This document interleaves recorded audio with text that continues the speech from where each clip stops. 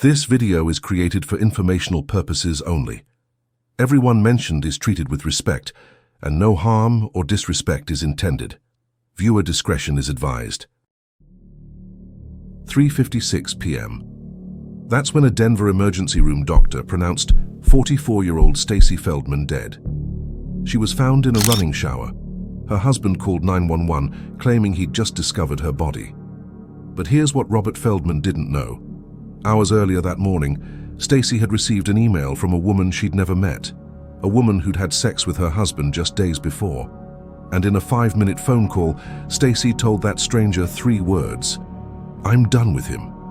This case will show you exactly how an accident became a homicide and why a jury needed less than 3 hours to decide. An email sent on March 1st, 2015. A phone conversation where Stacy said she'd been cheated on before. A claim about marijuana edibles that toxicology tests contradicted completely.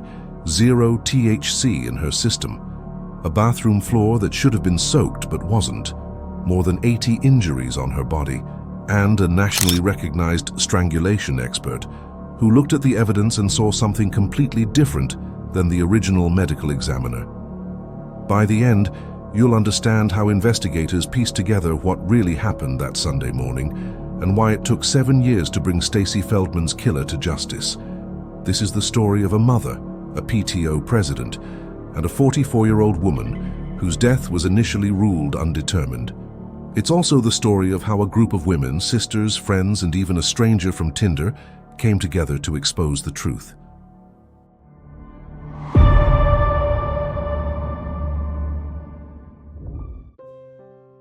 Stacy Feldman grew up in Muncie, Indiana, the youngest of 3 sisters. Her sister Susan Altman remembered them as very close. Stacy was Daddy's little girl, the baby of the family. By 2015, she'd built what looked like a full life in Denver, Colorado. She was the president of the parent-teacher organization at Southmore Elementary School. She worked for a non-profit organization searching for a cure for liver disease. She had 2 children, a daughter and a son, and had been married to Robert Feldman for about 10 years. They'd gotten married in Montreal at the Ritz. Stacy wore a tiara. It was supposed to be her happily ever after. But the marriage had problems. Robert had affairs, multiple affairs. One woman even showed up at their house demanding financial help from him. Stacy repeatedly broke up with Robert, but she kept taking him back after he promised to make changes, like attending therapy. There were financial problems too. Robert's employment record was poor. Stacy worked despite suffering from rheumatoid arthritis. She covered household expenses while Robert pursued schemes like filing claims for lost luggage. Friends and relatives noticed Robert's controlling behavior, but Stacy wanted to keep the family together for the children. On March 1st, 2015, a Sunday that should have been filled with celebration for the Jewish holiday of Purim, Stacy's life came to a sudden end. To understand what happened that day, we need to go back a few weeks. In February 2015, a woman named Susan McBride matched with someone on Tinder. He told her his name was Robert Wolf. He said he was divorced. He described his ex-wife as an absentee mother. They met for coffee on February 23rd. McBride thought he seemed nice, though she was skeptical when she couldn't find anything about him online. Still, she agreed to see him again. On February 26th, Robert came to her house for dinner. They had sex that night. Then he started pulling away. Plans were broken. He was blowing her off. Susan McBride's suspicions grew. She started researching him online. What she found wasn't a divorced man named Robert Wolf. She found Robert Feldman very much married, with a wife who was the PTO president at their children's school. She found Stacy's email address on the school website. On the morning of March 1st, 2015, Susan McBride sent an email to Stacy Feldman. In it, she explained that she'd met Robert on a dating app, that he'd told her he was separated, and that they'd been intimate. Stacy responded quickly. After confirming they were still married, McBride sent Stacy copies of emails she'd exchanged with Robert. Then Stacy called her. According to McBride's later testimony in court, the call lasted about 5 minutes. She wasn't angry, McBride said. She was so sweet and kind. She said, "I'm so sorry he did that to you." Then Stacy said something else. She told McBride that Robert had cheated on her before, and she told her, "I'm done with him." That conversation ended hours before Robert would call 911. Around 10 a.m., Stacy sent a text to a friend mentioning she was supposed to pick up her children at noon from Temple Sinai and take them to the carnival. She said she'd meet her friend there. She never made it. Now here's where you need to stay with me, because if you're finding value in this breakdown, hit that subscribe button. This case has layers that took investigators years to untangle, and the details matter, especially what happens next. When Stacy didn't show up at noon to collect the children from Temple Sinai, the school started calling. They called Stacy's phone. No answer. They called Robert. Robert told his daughter he'd be there shortly, but he didn't show up. At 12:45 p.m., a teacher called again. This time, Robert said he thought a family friend was bringing the children home. Finally, at 1:05 p.m., more than an hour late, Robert Feldman arrived at the synagogue. According to the teacher, who later spoke with police, his behavior seemed odd. He looked disheveled. He was curt. He stayed at the carnival with the children for about an hour, then left. At approximately 3 p.m., Robert Feldman called 911. "Oh my God, I need help. Please help me. Please," he said on the recording.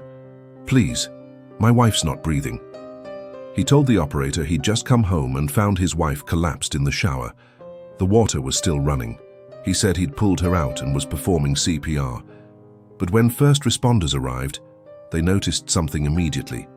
The bathroom floor wasn't wet. If Robert had pulled Stacy from a running shower and performed CPR on the floor, there should have been water everywhere. There wasn't. They also noticed something strange about the 911 call itself. There were no sounds consistent with CPR, but there was an audible toilet flush. Paramedics tried to revive Stacy, but they couldn't. At 3:56 p.m., a doctor at Denver Health Medical Center pronounced her dead. Detective Randy Dennison arrived at the scene. He would later testify that Robert Feldman seemed to be overacting in an effort to avoid speaking with him. The detective suspected something was wrong from the beginning. Robert had an explanation ready. He told police that Stacy had consumed marijuana edibles the night before. He said she'd complained of feeling sick that morning. He suggested maybe that's what caused her collapse. He mentioned she had health issues, rheumatoid arthritis. He also told investigators he didn't want an autopsy performed. Despite Robert's wishes, an autopsy was completed the next day by Dr. Kelly Kobylanski, a fellow working under supervision. According to prosecutors, this was her first autopsy. Dr. Kobylanski found numerous injuries on Stacy's body, more than 80 in fact, bruises, abrasions, a chipped tooth, but none of them appeared serious enough to cause death on their own. The pathologist also noted hemorrhaging in Stacy's eyes and something called venous congestion, blood pooling above the neck. She wrote that the position of Stacy's body and whether her face had been submerged remained unclear, and that a contributing component of asphyxia, or drowning, could not be completely excluded. But ultimately, Dr. Kobylanski ruled the cause and manner of death as undetermined. That ruling should have ended the investigation, but the contradictions kept piling up. First, the marijuana claim. Robert had repeatedly told police that Stacy consumed edibles the night before she died. Toxicology results came back, showing no THC in her system. None. Zero. Detective Dennison also noticed 2 fentanyl patches on Stacy's body at the scene. But toxicology showed no fentanyl in her system either. Second, Robert's timeline didn't add up. He initially said he'd returned from a workout and found Stacy. Later, he changed his story, saying he came home around noon but hadn't seen his wife before leaving. Third, Stacy was found wearing a watch on her left wrist. Experts would later call this unusual for someone showering. Fourth, the dry bathroom floor that should have been soaked.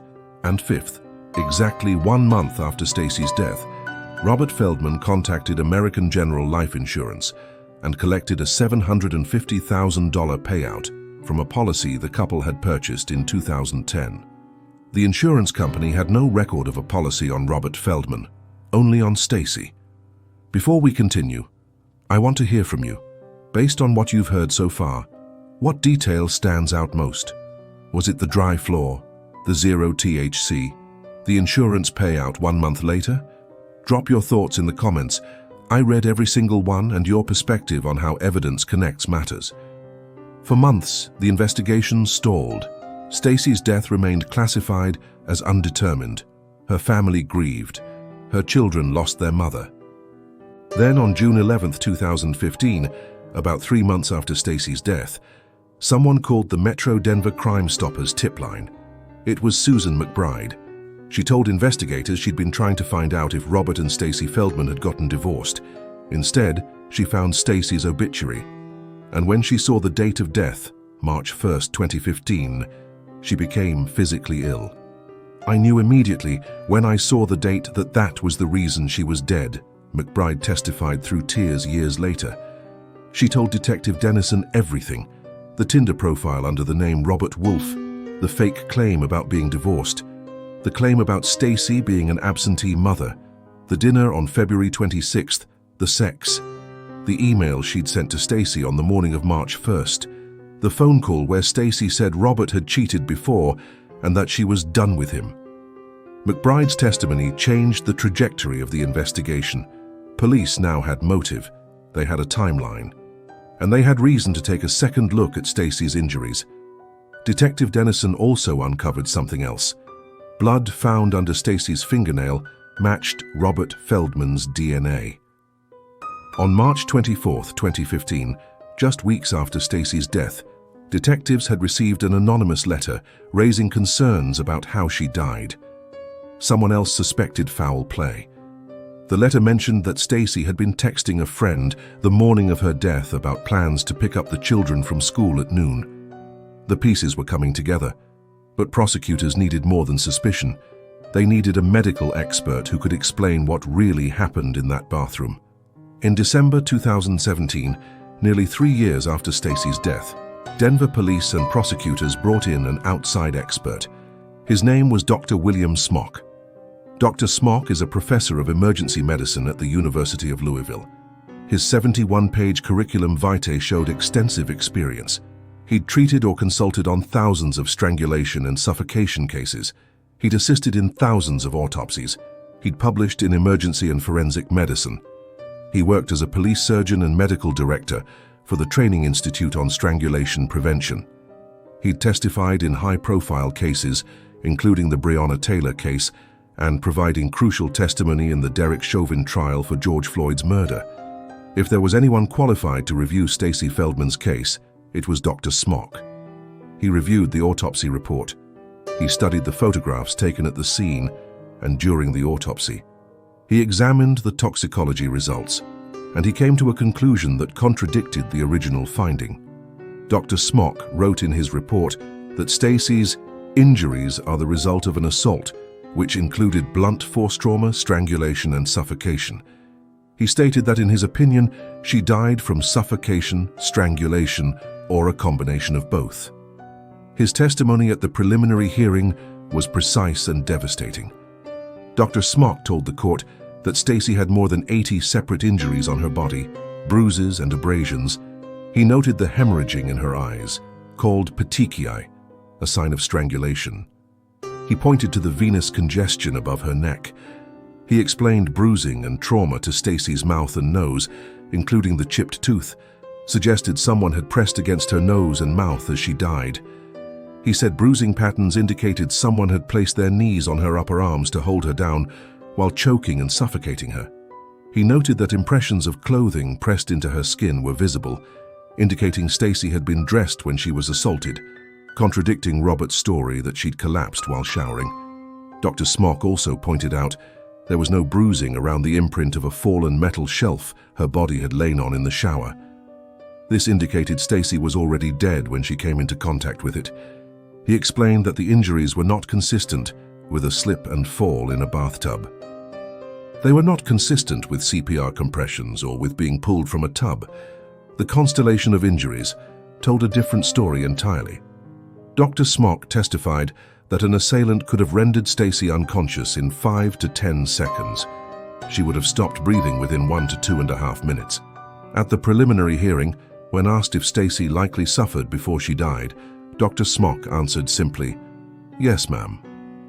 Dr. Smock believed Stacy had been asphyxiated from suffocation and strangulation, then undressed and placed in the shower to stage an accident. With Dr. Smock's new report, the Denver District Attorney agreed to prosecute. The cause of death was changed to homicide. If this case is making you think about how many staged deaths might be missed without thorough investigation and expert review, share this video. True crime isn't just entertainment. It's about awareness, accountability, and making sure victims like Stacy aren't forgotten. Hit that share button.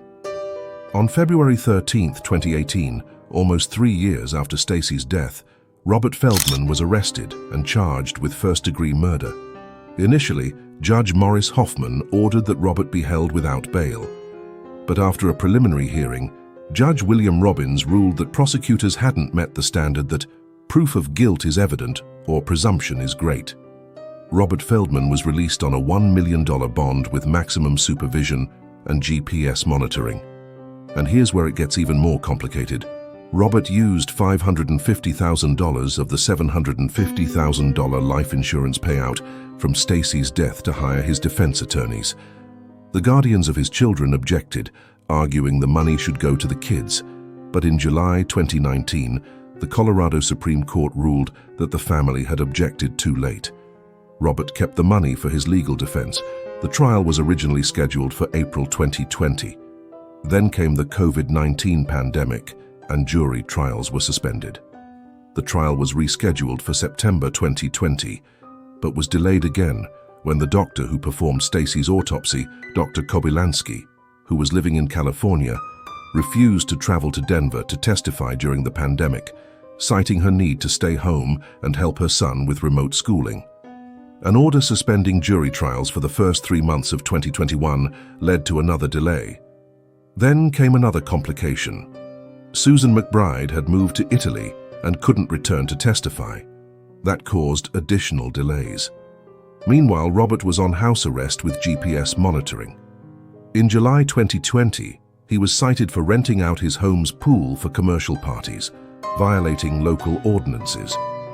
In April 2021, reports emerged that Robert had been allegedly abusing the privileges of his house arrest, going on long bike rides, making unapproved stops at restaurants and shops that violated the terms of his bond. Finally, in April 2022, 7 years after Stacy's death, the trial began. It lasted 9 days. Prosecutors laid out the timeline: the Tinder affair under a fake name, the email on March 1st, the phone call where Stacy said she was done with him. They presented Dr. Smock's findings about the strangulation and suffocation. They highlighted the contradictions in Robert's story: the dry bathroom floor, the zero THC despite his claims about edibles, the changing timeline, the watch on Stacy's wrist, the suspicious behavior when picking up the kids over an hour late. Senior Chief Deputy District Attorney Maggie Conboy told the jury, "The firefighters noticed there was no water on the floor." The defense argued that Stacy had been chronically ill. She had rheumatoid arthritis. She had some hardening of the arteries in her heart. They pointed out that multiple doctors, Dr. Kobylanski, her supervisor, and another local coroner, maintained Stacy's cause of death was undetermined, not homicide. Defense attorney Kelly Shutlin argued that Robert had numerous affairs over the years and that there had been periods of separation in their marriage. She said Stacy knew of those prior incidents.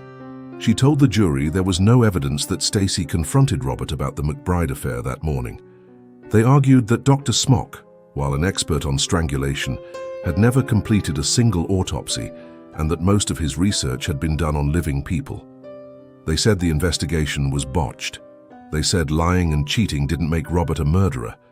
But the prosecution had witnesses. Susan McBride flew in from Italy to testify. She read messages between her and Robert to the jury.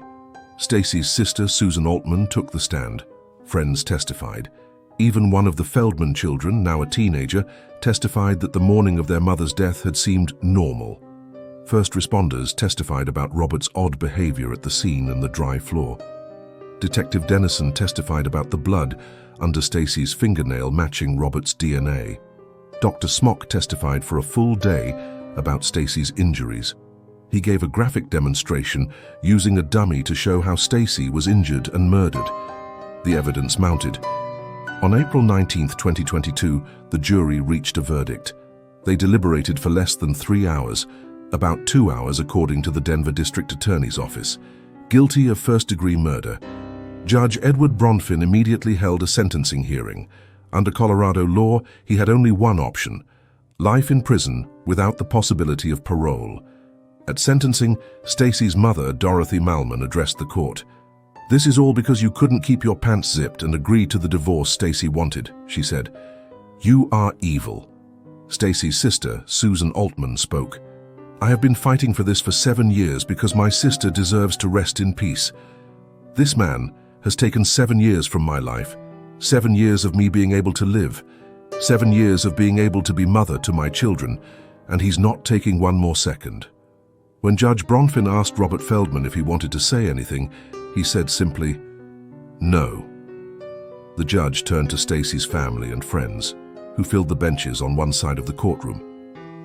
"I can't turn back time," he said, "and unfortunately there's never any way the legal system or an individual judge can turn back the clock and undo something that has been done.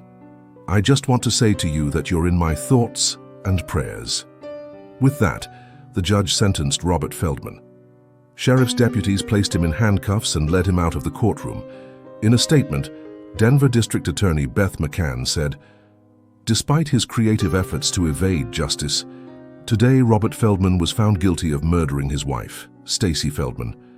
I am extremely proud of the outstanding work by our prosecutors, investigators, victim advocates, support staff, and the Denver police detectives who never gave up on securing justice for Stacy. Robert Feldman is currently serving his sentence at Sterling Correctional Facility in Sterling, Colorado. He filed an appeal, arguing that Dr. Smock's testimony should not have been admitted and that the expert had usurped the county coroner's authority to determine cause and manner of death. In 2024, the Colorado Court of Appeals rejected his arguments. The court found that Dr. Smock's testimony was admissible based on his extensive experience and qualifications. The conviction was upheld. 2 children lost both their parents, one to murder, one to prison. This case became known as the Sisterhood case because it was women who ultimately exposed the truth. Susan McBride, who could have simply walked away after realizing she'd been lied to, instead reached out to warn Stacy. And when she discovered Stacy had died on the same day they spoke, she went to police. She flew from Italy to testify. Susan Altman, Stacy's sister, suspected Robert from the beginning. She knew about his infidelities and controlling behavior. "My immediate reaction was that her husband had killed her," she told the Intermountain Jewish News. She shared those details with investigators and never stopped pushing for answers. She formed a social media group called Justice for Stacy Now. She stayed in contact with Denver police and the DA's office. She conducted an intensive search for experts capable of re-examining the evidence. She learned about staged crime scenes from the Training Institute on Strangulation Prevention. She found Dr. Smock. Friends testified. The teacher at Temple Sinai who noticed Robert's odd behavior spoke up. First responders who saw the dry bathroom floor documented what they observed. The evidence that convicted Robert Feldman wasn't a single smoking gun. It was a pattern, dozens of details that, taken together, painted a clear picture. The email sent on the morning of March 1, 2015. The phone call where Stacy said Robert had cheated before and she was done with him. The fact that Stacy never showed up to pick up her children at noon when she'd texted a friend that morning saying she'd be there. Robert arriving more than an hour late, at 1:05 p.m., looking disheveled and acting strangely. The teacher saying his behavior was odd. The 911 call placed at 3 p.m., with no sounds of CPR but an audible toilet flush. The dry bathroom floor when first responders arrived. The watch still on Stacy's wrist. The claim about marijuana edibles, contradicted by toxicology showing 0 THC. No fentanyl either, despite 2 patches being on her body at the scene. The day after Stacy's death, Robert calling the coroner's office, asking them not to do an autopsy.